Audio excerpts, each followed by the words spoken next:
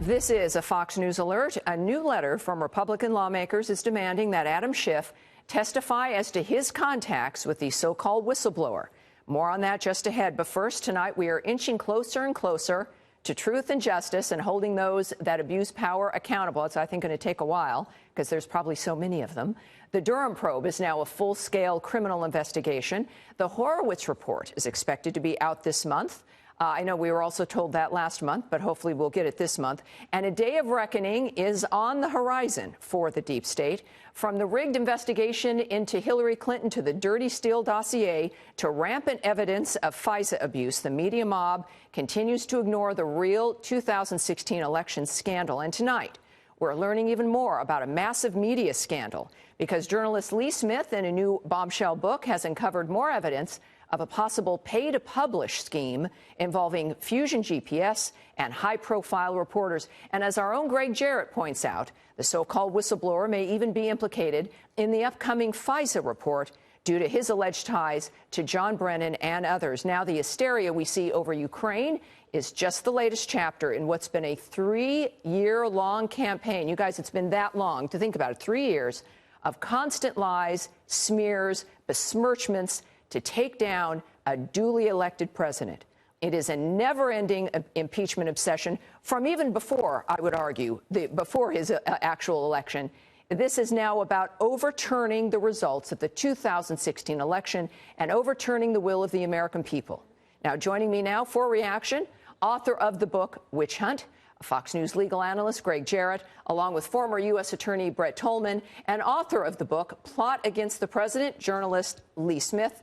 Gentlemen, thank you for joining me tonight. Greg, let me start with you with this news about Nunes sending the letter saying we want to have you as a witness.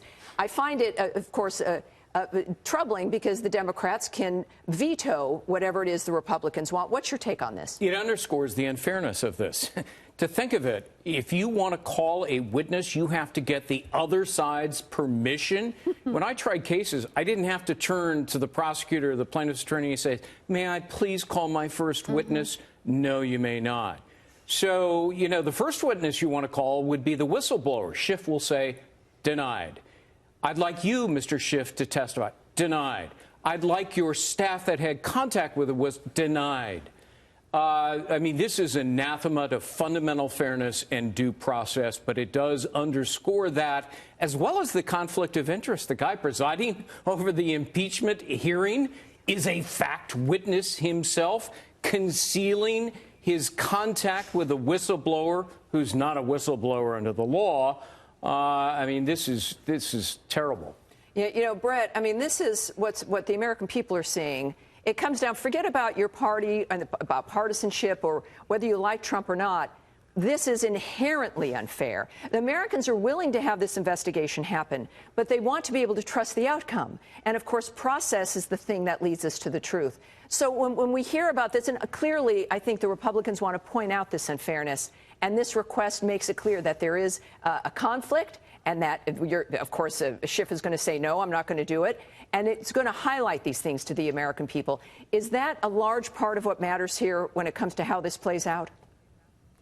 Well, this is at the heart, and I love what Greg said, because fairness and due process are important in this procedure that's going forward, and the American people aren't seeing it. And as a prosecutor, I remember being told and taught, fastest way you can throw your case out of court is if the government loses credibility, if the government can't be trusted. Well, here you have the government launching an investigation of a sitting president based on suspicious facts surrounding a whistleblower that appears to be politically connected, and then they lie about their interactions with the whistleblower.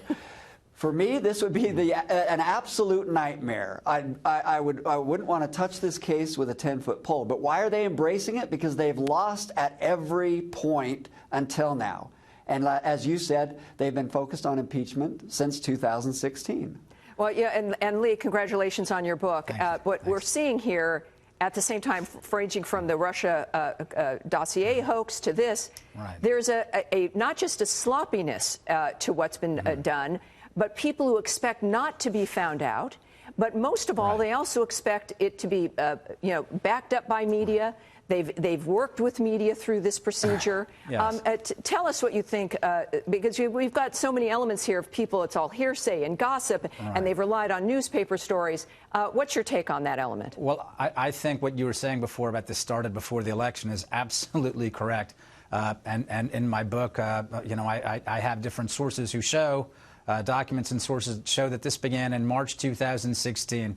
And you saw, before the election, you saw a coordination between Clinton operatives and the press. This lasted until the election. And then after the election, Clinton operatives were less important than Obama officials. This is one of the things we're seeing now. The whistleblower issue, the push to impeach the president, this is on a continuum. This has been going on for more than 3 years. And I think it's, with all due respect, I think it's a little more than unfairness. I think we are testing the patience of the American public. Yes, and we can, I guess, take Mark Zaid at his word that, in fact, he used the word coup. Right, Greg? Yeah, he did, back in 2017. They have no shame about that. They're almost proud of it. They were still on the Twitter. It didn't bother to delete them.